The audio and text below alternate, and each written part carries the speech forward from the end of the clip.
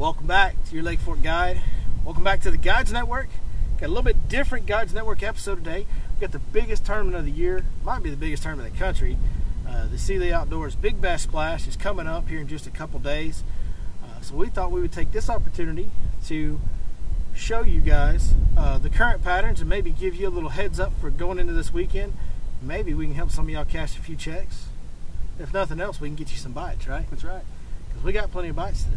Found some fish. Yeah, just so you guys know, this is Tuesday, the week of. The video, you'll be seeing this video the very next day. It'll be coming out tomorrow.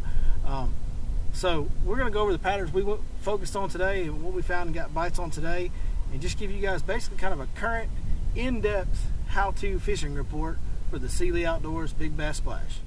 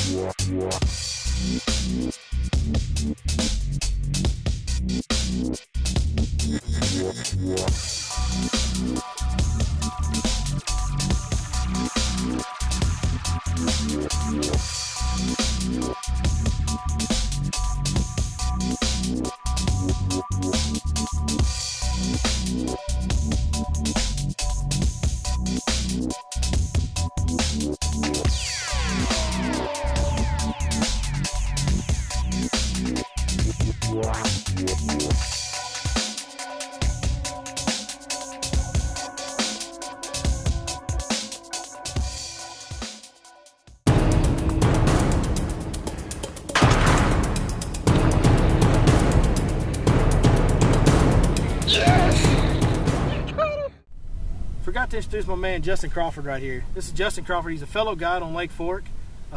Great guy to spend a day with on the water. Darn good fisherman as well. So if you're looking for a trip, he's linked right below. Give him a call. Either one of us be happy to take you out. Lake Fork is set up phenomenal for fall fishing this year. I think the first thing we need to talk about with what's going on is we've had a lot of cooler weather this year, earlier than normal. Yes, sir. A lot of cooler rain. The water temps today were in the upper 70s, lower 80s, right around the 80-degree mark, 79, 81. Saw a lot of that. So this is not going to be your normal Big Bass Splash tournament where it's hot and all of the fish are offshore. The other factor is Lake Fork has stayed full through the summer and has a phenomenal amount of grass in certain areas of the lake. So that has held a lot of fish up shallow. And these early fish that are starting their fall transition are really keying in on the grass, don't you think? Yes, sir, absolutely.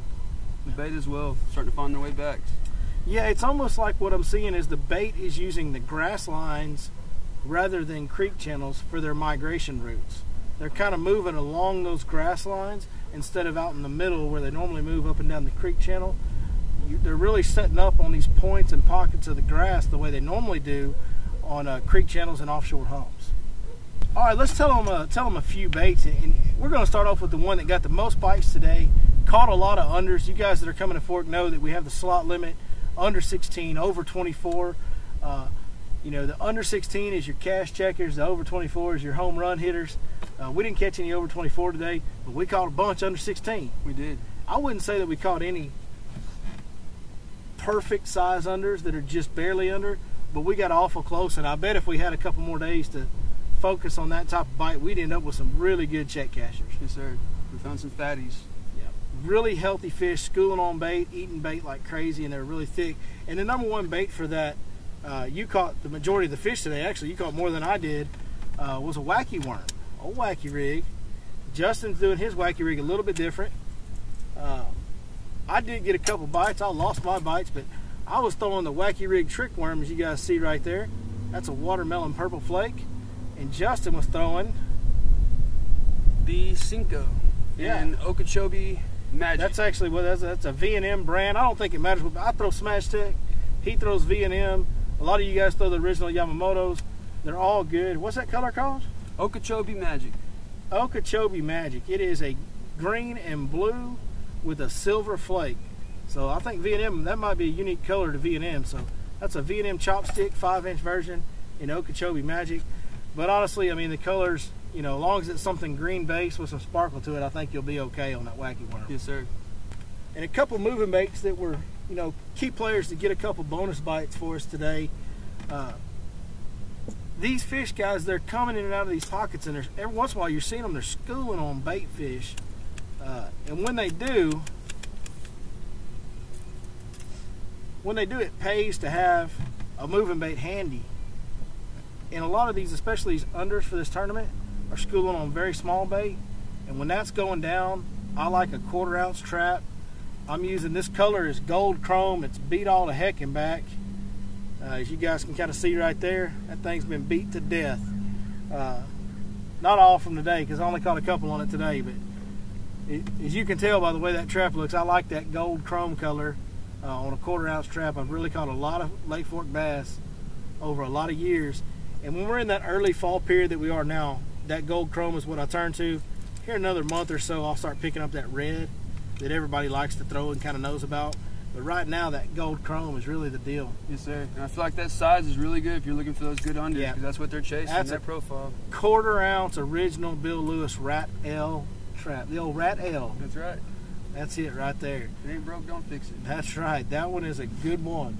And the other moving bait, which we didn't find until the very end of the day, and it was a bit unfortunate because right after we figured this deal out, they started kind of quit on us. We did. 5 minutes in, we caught a really good one, and then it just once turned I off. picked up, this is old 6 cents Provoke jerk bait in the Ghost Pro Shad color. Just a standard shallow water jerk bait. You can fish over grass and rip it out. And like I said, these fish were pushing up and schooling. We found a secondary point at the mouth of a pocket, saw some fish schooling on it, made our way over there, picked up a jerk bait, and the next time they pushed that bait up there, when we saw that bait scattered, I fired this in there and caught a good solid slot fish, 19, 20 incher, whatever it was, 4 pounder, 5 pounder, whatever it was, but it just a good solid chunky slot fish. But I have no doubt that on the right point at the right time, the way that fish ate the bait, the way it happened really quick, I would think that would be something that could maybe catch an over even. Yes, sir. I definitely think as well. Because those bigger fish are definitely pulling up on the outside edges of those points and pushing bait the same way the smaller fish are further in of these little pockets that we're focusing on. So, yeah, jerkbait could be a hero for you this week. We're getting into that fall period. When you get to fall, jerkbait's always a big player. So definitely have one of those tied on. Was really impressed with that jerkbait too. It's my first time seeing it. Billy introduced it to me, and I mean the action of that thing and how deep down it dives. I mean, you couldn't beat it for the situation we were in around grass. Yeah, this is I was fishing it, trying to keep it up in the water column because we're fishing this grass, these shallow grass lines. And man, it's a 6 cents Provoke series jerkbait, and it is phenomenal for that tactic. Very impressive. It's like an old Rattling Rogue with a much more up-to-date paint job and much more up-to-date action. So it's like a top-end jerkbait that you can fish in the same area as you fish a Rogue. It's a really, really good bait. It's incredible in the water. And you've been catching a few fish, leading into this week. I know for the tournament, we've got a cloudy day, a little bit of cooler day. The tournament's going to be hot and sunny. And I know you were catching some fish on an Alabama rig, correct? Yes, sir, it was. I have.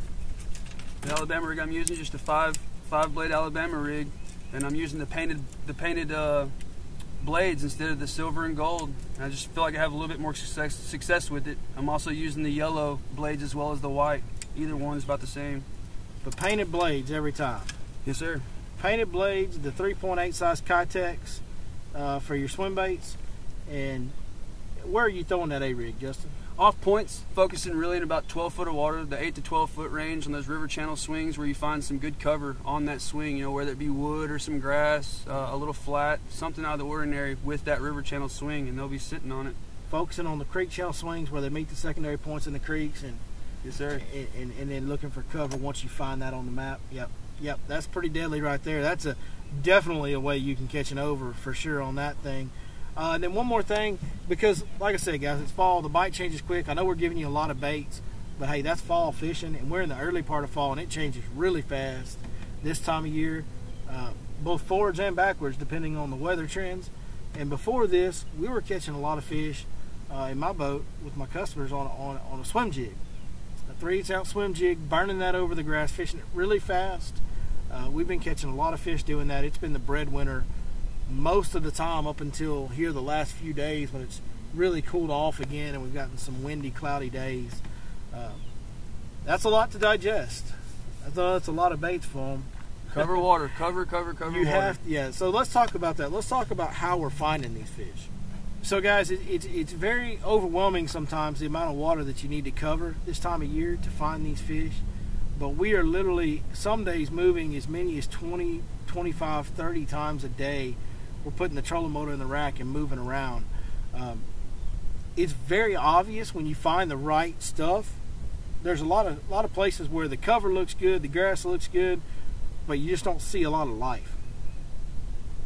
The first couple places we went this morning, that was the case. We had all the grass we wanted, everything looked great, but they're just, the bait wasn't popping. You couldn't see the fish chasing on the surface. They will make themselves very, very obvious this time of year. What I can recommend to you guys is that you start kind of out at the mouth of a major creek, and you look for little subtle changes in the shoreline, little pockets, little cuts that create these secondary points at the mouth of those pockets. Once you found that, look for grass, look for creek channel swings, and once you have those type of situations, make you a run of those up and down that creek, and you just stick and move. You just keep moving, and when you find the right pocket, it is so obvious. I mean, they're chasing on the surface, they're schooling on them for, they're not staying up and schooling a lot. You don't catch them schooling, but they're showing themselves to you. They come up and school on them for 5 seconds, and then they go back down. But they make their presence very, very known, right? Yes, sir, they do. And if you get back in there and see that they're chasing and you start using your moving baits and you're not catching them, don't get discouraged. Just hang around in that area and pick up that wacky worm or that trick worm and really slow down, and sometimes that'll be the ticket. Yep. Yeah, that's exactly what we had to do today. We tried, for a long time today, me especially, I tried to force it with the moving baits because they were chasing bait, and lo and behold, it was the wacky rig that did the damage. And then at the end of the day, even on the moving bait that we finally did catch a good one on pretty quick, the jerk bait, hell, that's one that it stops. Right. It's not constantly moving, so they wanted something that had some hang factor where it would kind of stay in their face a little bit today. But hey, tomorrow they might be tearing up that swim jig again. Yes, sir, they could. You never know in the fall, guys, and that's a lot to digest. I know it is, and I apologize for being as vague as we are, but that's a pretty good fishing report. I will tell you this, the offshore bite, the really deep offshore bite that everybody likes to key in on, you're fishing for one fish right now if you do that. I have not seen any big schools of bass. Those big schools have kind of broken up. They've entered that transition period where they are scattered and moving. So if it was me fishing this tournament, I would not even fool with that. I would run these grass edges, stick to those secondary points in the creeks, and give me a couple of cast checkers on the underside, and then maybe pick up that Alabama rig, that jerk bait, something like that, to try and get me a bigger fish. And for the home run. Yeah, once I had a couple checks in the boat, I'd swing for a home run in the same areas, just moving around a bunch. That's how I'd do it. Yes, what about sir. you? Absolutely, same thing. Absolutely. If I'm going for bigger fish, I want to stay in the same area that I'm, around those small ones, and maybe just back out in deeper water, because they're close to them little ones. They just haven't moved up as shallow as the little ones have yet. It's only a matter of time. Yeah, it's coming. It's coming. And with the weather that you guys are going to have, hot and sunny, they should get glued to that grass even more this week, I would think. As the week goes on, it gets hotter. They're going to really relate to those grass lines for shade and oxygen. As we get a little bit hotter weather, that water's going to warm up a little bit. I would say it's probably a good chance that those, moving baits, the swim jigs and the Alabama rigs and the traps and all that could become more of a factor as the week goes on and that water temperature rises a little bit. Yes, sir. Agreed. It's supposed to definitely warm up throughout the week. Sure is. Sure is. Well, hey guys, there you go. That's a lot. It's a little bit confusing, but if it's hard work fishing, and if you fish the most number of spots per day until you find the money, hey, the more spots you fish, the more water you cover, that's going to increase your odds of success in this tournament. There are tournaments that set up that way. That's the way Lake Fork is fishing right now. The more ground you cover, the higher your odds of running into the big school on these grass lines. Yes, sir. Yeah. Well, hey, we hope that helps you. We wish all of you the best of luck. We hope every one of you wins. I know you can't, but we hope somebody that watches this video does some serious damage and catches some big checks. If you do, be sure and let us know in the comments below. We'd appreciate hearing from you. And let us know what you thought of the video. Let us know if it helps, if there's something you'd like to see in a future video, a technique. If you want to see us go to a different lake around East Texas, just let us know down below. Check this guy out. His links are right below you in the description. And other than that, we will see you guys next time on the Guides Network, right here on your Lake Fork Guide. Thanks for watching, guys. God bless.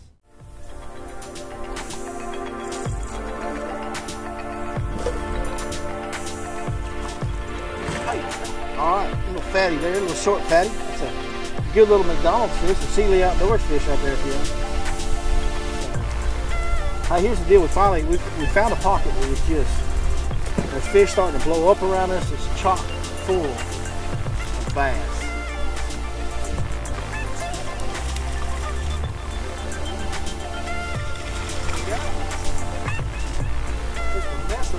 Look at that there.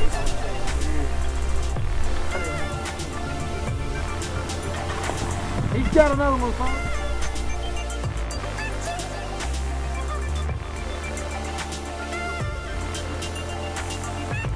Talk about life. Pretty good fish, wasn't it?